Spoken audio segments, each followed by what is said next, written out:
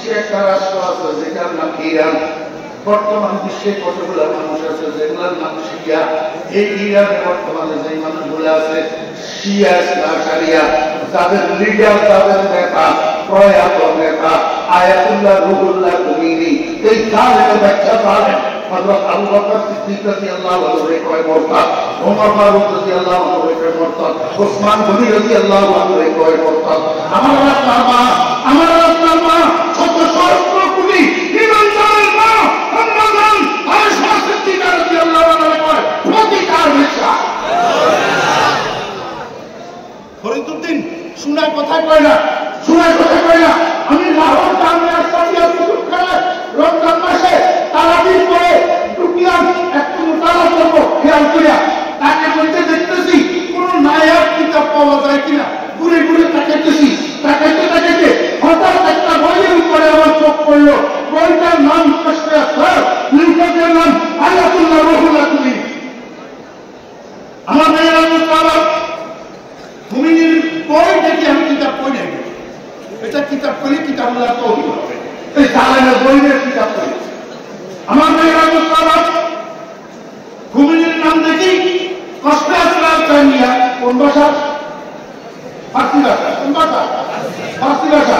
আপনাদের কি খেয়াল? আলহামদুলিল্লাহ। ফরিদউদ্দিন ফার্সি বুঝে না? বুঝে না?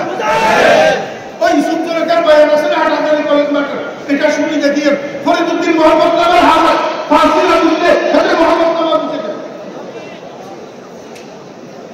আমার ভাইরা মুসলমান একটু একটু প্রথমে যেখান থেকে উল্টাইলাম সেখানে উল্টাইয়াই পাইলাম খুমেনি লিখতেছে, আমি যদি কখনো মক্কা মদিনার উপরে ক্ষমতাশালী হইতে পারি, আমার প্রথম অভিযান হবে রাসূলের পাশে যে দুই ভূত শুয়ে আছে তাদেরকে সেখান থেকে উঠেয়া রহিম সাগরে নিক্ষেপ করা। এইটা হবে আমার প্রথম। আমার বলেন তো একটা মিলান আছে কিনা? আমার ভাইরা মুসলমান আরেক জায়গায় উল্টাইলাম, নাউযুবিল্লাহ মিন যালিক, নকলে কুফর কুফর নবাসত।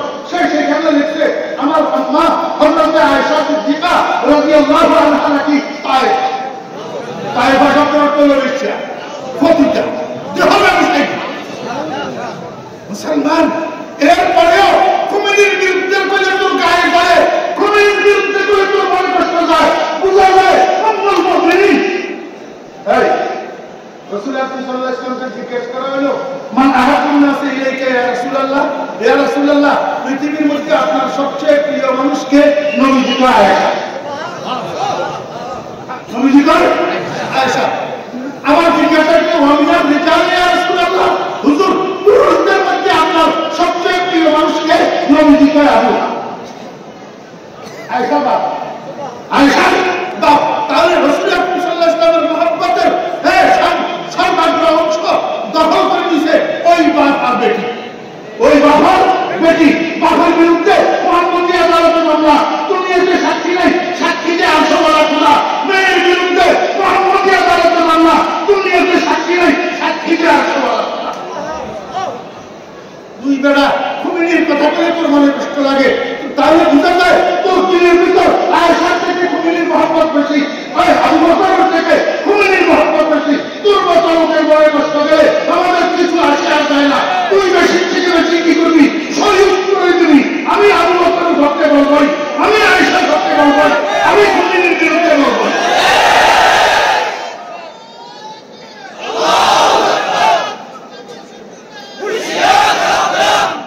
আরে স্লোগান দিতে জানছ না, এই মুহূর্তে স্লোগান দিবি কাফের কাফের শিয়া কাফের, কাফের কাফের খুমেনির অনুসারীরা কাফের।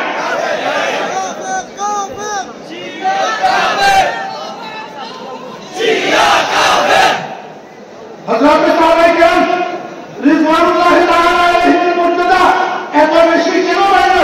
ওনাদের কাছে দুইটা মার্কেট শর্ট লঞ্চ ছিল। দামি জিনিস থাকার কারণে আল্লাহ পাক ওনাদেরকে দামি বানিয়ে দিয়েছেন। এক নম্বর হলো রাসূল, এক নম্বর কি? দুই নম্বর মনোযোগ আছে, কানু কলিলাম মিনাল লাইলি মা ইয়াহজাউন ওয়া বিল আসহারি হুম ইস্তাগফিরুন।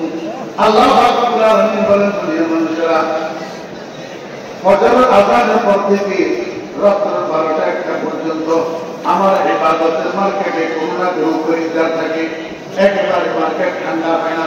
কেউ নামাজ পড়ে, কেউ কোরআন তেলাওয়াত করে, কেউ জিকির করে, আল্লাহু আকবার, কেউ দরুদ শরীফ পড়ে, একজন এক এক ইবাদতের মধ্যে লিপ্ত থাকে। কিন্তু রাতের 12-1টার পর থেকে ফজরের আযান পর্যন্ত এই শেষ রাত্রিটা, রাতের শেষ ভাগটা সারা দুনিয়ার মানুষ ঘুমাইয়া পড়ে, ঘুমে বিভোর হইয়া থাকে। আমার ইবাদতের মার্কেটটা সুচ পড়ে থাকে, আমার ইবাদতের মার্কেটটা শর্ট পড়ে থাকে, আমার ইবাদতের মার্কেটটা ঠান্ডা হইয়া থাকে। এই সময়ের মধ্যে এই মার্কেট ঠান্ডা অবস্থায় আমার বন্ধু সাহাবীরা সারা রাত ঘুমায় না, অল্প সময় ঘুমায়, কিছুক্ষণ ঘুমায়, আবার ঘুম থেকে উঠে 4 রাকাত নামাজ পড়ে, আবার কিছুক্ষণ ঘুমায়, আবার ঘুম থেকে উঠে 4 রাকাত নামাজ পড়ে, আবার কিছুক্ষণ ঘুমায়, আবার ঘুম থেকে উঠে আর 4 রাকাত নামাজ পড়ে।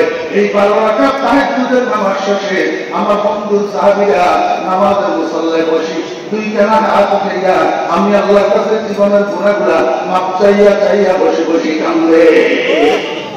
ও বেয়াদ সাহাব, যদি কেউ আপনাদের নজরে পড়ে খুমিনিকে সমর্থন করে, খুমিনির প্রশংসা করে, ইরানের প্রশংসা করে, খুমিনিকে ভালোবাসে, খুমিনির জন্মবার্ষিকী পালন করে, মৃত্যুবার্ষিকী পালন করে, বুঝবেন এই মানুষটা হক না, এটা আহলে সুন্নাত ওয়াল জামাতের আকীদাভুক্ত না, এই মানুষটা সাহাবায়ে কেরামের দুশমন, সাহাবায়ে কেরামের দুশমন।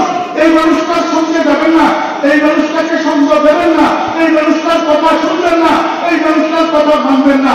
কোন অবস্থায় কারো প্রবঞ্চনায়, কারো উস্কানিতে, কারো বই কইয়া সাহাবায়ে কেরামের সমালোচনায় লিপ্ত হবেন না। সে যিনি হোক, এমনকি হযরত আবু মুআবিয়া রাদিয়াল্লাহু আনহু যদি হয়, উনার সমালোচনাও যদি করে, বুঝতে হবে কি আবার, বুঝতে হবে কি আবার কোন অবস্থায় সাহাবায়ে কেরামের সমালোচনায় কান দিবেন না। সাহাবায়ে কেরাম এই রাসূল আকরাম সাল্লাল্লাহু আলাইহি ওয়াসাল্লামের যুগ থেকে সত্যের মাপকাঠি ছিলেন, বর্তমানেও সত্যের মাপকাঠি আছেন এবং কিয়ামত পর্যন্ত সাহাবীগণ সত্যের মাপকাঠি থাকবে। আপনারা সর্বসাধারণ, বিশেষ করে স্কুল কলেজ ইউনিভার্সিটির ছাত্ররা, এই বিষয়গুলো তোমাদেরকে বুঝতে হবে। এগুলো তোমরা না বুঝার কারণে শয়তানরা বাইরের থেকে, ভারত থেকে, সামনের থেকে, ভিতর থেকে তোমাদেরকে স্বীকার করে অপ্রশ্ন করতেছে।